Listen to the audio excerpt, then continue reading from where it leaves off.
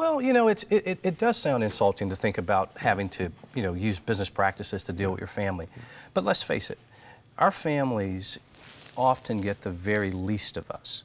In business, we know how to service customers, we communicate well, we plan for them, we have files so we remember everything about them, whether it's, you know, what kind of flowers they like, you know, how to present the boardroom when they come by, whatever it is. And our families often, we take them for granted. We don't take our customers for granted.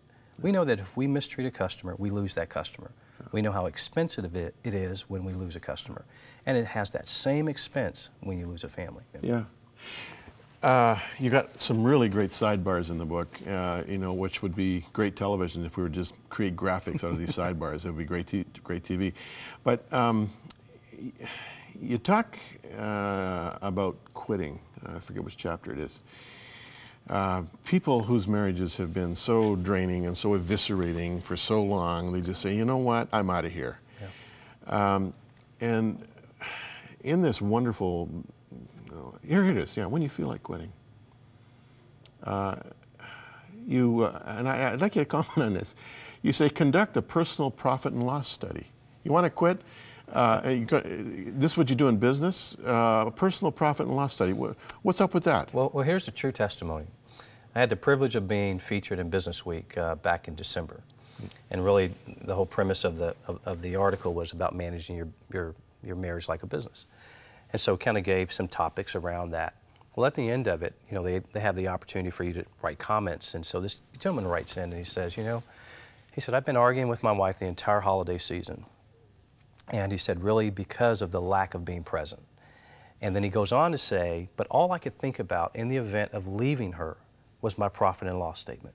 What would my P&L look like? What would my balance sheet look like? And he said, at the end, was this article written just for me? Some people see it just in an expense column. That's not the way we should see it. No. But the reality is that broken home costs you. It will cost you whether it's in counseling, whether it's in paying for 2 homes, whether it's in you know, a variety of things, and it costs. Yeah. And so when you think about losing a client and you think about regaining a client, I mean, it's common knowledge that when you lose a client, it costs you a lot more to go find a new client. Also costs a lot, Louis, in relational capital. Absolutely. I mean, you know, as a pastor over the years, I don't know how many times I've been conducting weddings, and the young couple are there and everybody's happy and it's great, and they're ghosting around the outer fringes of the event, and the pictures is that father who left 20 years ago. Yep. And has been subsequently remarried twice. Yep. Wanting back in somehow and knowing he's really persona non grata. He has no relationship with those kids at all. And now at this stage, he recognizes what he's lost. And the kid, unfortunately, feels obligated to invite him back in. Yeah. And you see that so often when you see these high-capacity leaders at every level. I shouldn't just say high-capacity leaders, but leaders, men, women, where we are so focused on success that we will step all over the family. We'll be on our 3rd and 4th and 5th marriage. And then when you look back and you say, wow, was it worth it? And the answer is no. No. You also make the point in the book that statistically people are not happier divorcing and remarrying. No. And people who just grit their teeth and endure a difficult time, and you comment on it statistically, end up being much happier than those who opted out. There's data that supports that when a person gets a divorce within 5 years, they're less happier than they were if they just stuck through it. Yeah. And so, but yet we find it easier to opt out and just go try someone else. I think a lot of it relates to the fact that people just get fatigued, or they lose interest. They don't want to do the work. You know, another point you make here when you feel like quitting, and I could have focused on any part of this book. I mean, this is a great book, but thank you. I love this one.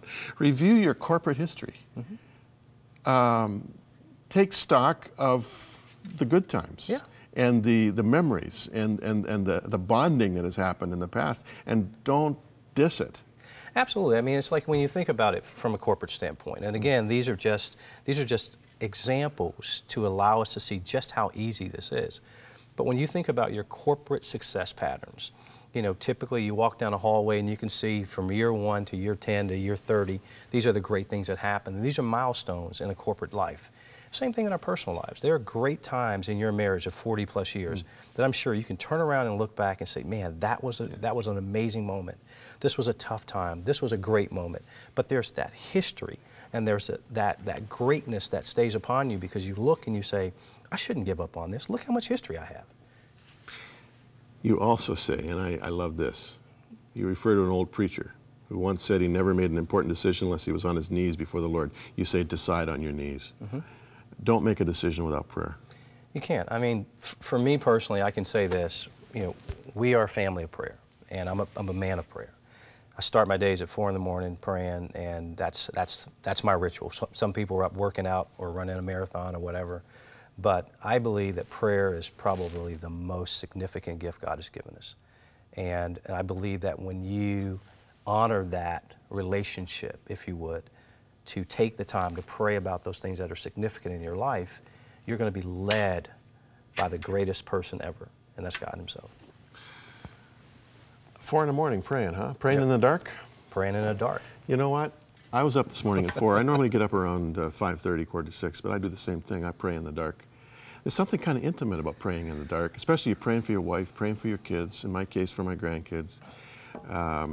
I really see myself, and I think you do too, as a kind of a priest. You know, you're kind of covering your kids with your prayer. Well, absolutely. And the interesting thing for me is that time in the morning. It's such a beautiful time. Yeah. I mean, you actually get to see, you know, the sunrise. You get to see the deer hit the front yard. I mean, all these things that ordinarily, when you get up and there's traffic and school traffic, things are busy, and you don't often see the greatness of what God's done. I was very touched by your account of rushing out the door one morning and not praying for Zoe. Oh man, that was a moment. We've got a few. I'm going to show a picture in a minute, but just tell us that story. Well, Zoe's our little girl. Yeah. I call her my piece of art, and she's an amazing little girl. And Zoe was probably maybe about 4 at the time. And you know, I make it a ritual if I'm leaving and not taking the kids to school, that I always pray with them before I take off. And this particular day, I had an early flight. And when you pray with Zoe gives you a hug, she gives you a kiss, then she gives you a hug, she gives you a kiss, she gives you another hug and another kiss. And it just goes on and on and on.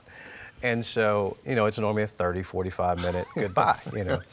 And so I'm heading out, and I hear her little feet come down the steps. And I just closed the door, getting in the garage. And I'm thinking, I can't, I got to get on this flight, you know. And then I hear her voice, and she's, you know. And so I, you know, got out of the car, went back in, and she's like, Daddy, you didn't bless me, you know, and she just broke and started crying.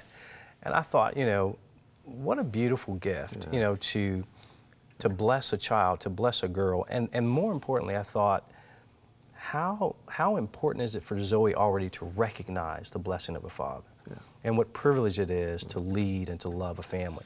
And that's a privilege. Absolutely. We have a family picture, I think. There we go. How do you pronounce your wife's name? Sharita. Sharita, just like it's written. And then that's Caleb and Zoe there. Yep.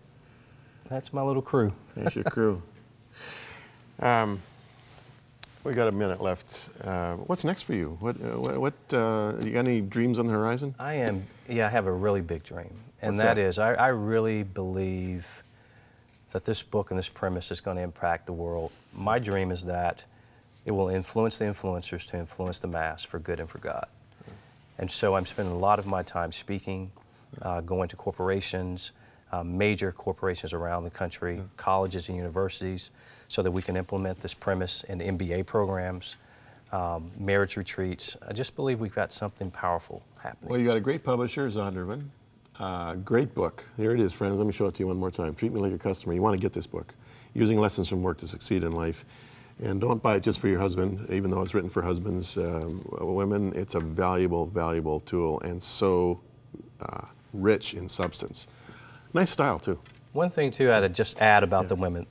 Although the book was written toward men because I spent a lot of time with men, I've heard more feedback from women that it applies to them, too. Oh, there you go. Because they are also equally challenged with balance now, because so many women are working outside the home, and they're aggressive, and they want success, and so they found themselves in the same pattern. So it's one that is written with men in mind, but it's really written with all in mind. Yeah, well, it's terrific. I loved it. Thanks for coming our way. Well, thank you for having me.